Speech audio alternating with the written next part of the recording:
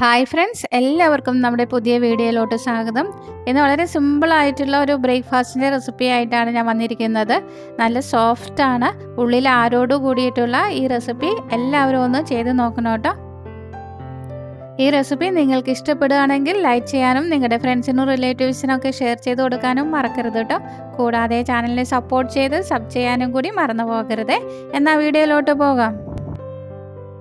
ആദ്യം തന്നെ ഒരു ബൗളിലേക്ക് 2 കപ്പ് പത്തിരിപ്പൊടി ഇട്ട് കൊടുക്കാം. വറുത്ത അരിപ്പൊടിയാണ് വേണ്ടത്. വറുക്കാത്ത അരിപ്പൊടി ഇതിന് ഒരിക്കലും ഉപയോഗിക്കരുത് കേട്ടോ.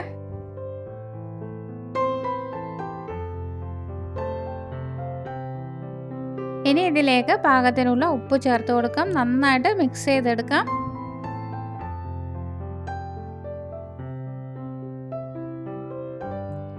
ഇതിലേക്ക് 2 കപ്പ് ഇളം ചൂടുവെള്ളം ഒഴിച്ചു കൊടുക്കാം. വല്ലാതെ വെട്ടിത്തിളയ്ക്കുന്ന വെള്ളം ഇതിൽ ഉപയോഗിക്കരുത്, മാവ് കട്ട പിടിച്ചു പോകും. അതേമാതിരി തണുത്ത വെള്ളം ഉപയോഗിക്കരുത്. ഇളം ചൂടുവെള്ളം ഉപയോഗിക്കുമ്പോഴാണ് കറക്റ്റായിട്ട് ആരോട് കൂടിയിട്ടുള്ള അപ്പം നമുക്ക് കിട്ടുന്നത്. ഇത് നന്നായിട്ട് മിക്സ് ചെയ്തെടുക്കാം.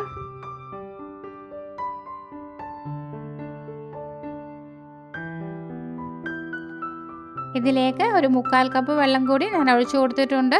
നല്ല ലൂസോട് കൂടിയിട്ടുള്ള മാവാണ് ഇതിന് വേണ്ടത്. അധികം കട്ടി ഉണ്ടാവാൻ പാടില്ല, ഓവറായിട്ട് ലൂസാകാനും പാടില്ല. നന്നായിട്ട് ഇളക്കി കൊടുക്കാം.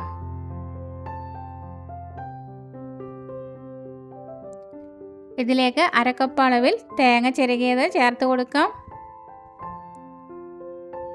1 ടീസ്പൂൺ ബേക്കിംഗ് പൗഡർ ചേർത്ത് കൊടുക്കാം.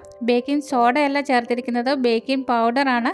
കേക്കിലൊക്കെ ഉപയോഗിക്കുന്ന ബേക്കിംഗ് പൗഡറാണ്. ഇത് സൂപ്പർ മാർക്കറ്റിൽ കിട്ടുന്നതാണ്. അധികം വിലയൊന്നുമില്ല കേട്ടോ. ഇത് 10 മിനിറ്റ് റെസ്റ്റ് ചെയ്യാൻ വെക്കാം. അപ്പോഴേക്കും മാവ് നന്നായിട്ട് സെറ്റായിട്ട് വരും.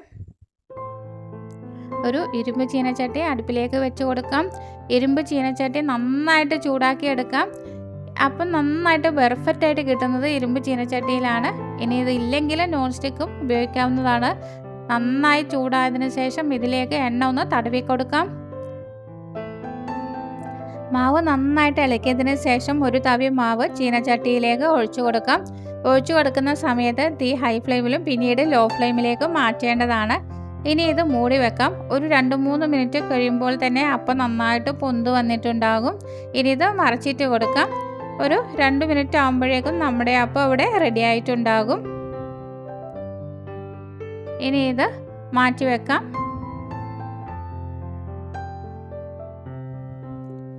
അടുത്തതും ഇതേമാതിരി തന്നെ ചുട്ടെടുക്കാം. മാവ് നന്നായിട്ട് ലൂസായിട്ട് വരുമ്പോഴാണ് നടുവിലൊക്കെ പൊന്തിയിട്ട് വരിക. ഇനി ലൂസായിട്ടില്ലെങ്കിൽ നിങ്ങൾ കുറച്ച് വെള്ളം ഒഴിച്ചു കൊടുത്ത് ഇതേമാതിരി മാവ് റെഡിയാക്കി എടുക്കണം. കട്ടിയായിട്ടുണ്ടെങ്കിൽ ഉള്ളു വെന്ത് കിട്ടിയില്ല, അതേമാതിരി പൊന്തിയും വരികയില്ല. ഇങ്ങനെ എല്ലാ അപ്പവും നമുക്ക് ചുട്ടെടുക്കാം. നമ്മുടെ ബ്രേക്ക്ഫാസ്റ്റ് വളരെ സിമ്പിളായിട്ട് തയ്യാറാക്കാൻ പറ്റുന്ന ഒരു അപ്പത്തിൻ്റെ റെസിപ്പിയാണിത്. ഈ റെസിപ്പി നിങ്ങൾക്ക് ഇഷ്ടപ്പെടുകയാണെങ്കിൽ നിങ്ങളുടെ ഫ്രണ്ട്സിനും റിലേറ്റീവ്സിനൊക്കെ ഷെയർ ചെയ്ത് കൊടുക്കാൻ മറക്കരുത് കേട്ടോ. ഇനി അപ്പം നമുക്കൊന്ന് മുറിച്ച് നോക്കാം. ഉള്ളൊക്കെ നന്നായിട്ട് വെന്ത് വന്നിട്ടുണ്ട്.